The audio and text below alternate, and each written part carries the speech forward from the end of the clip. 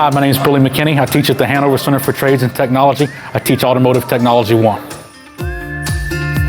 I started teaching motorcycle classes and figured out that I liked teaching, and then had the opportunity to do this. Worked with them in the industry, and now we get them some background so they can get that first job.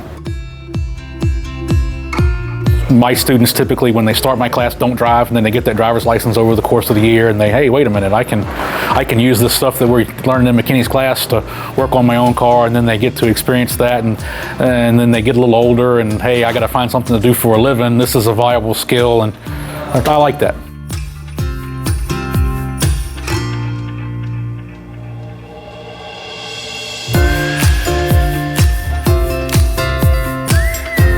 I don't teach students just to fix cars. There's a lot of career paths in the automotive industry.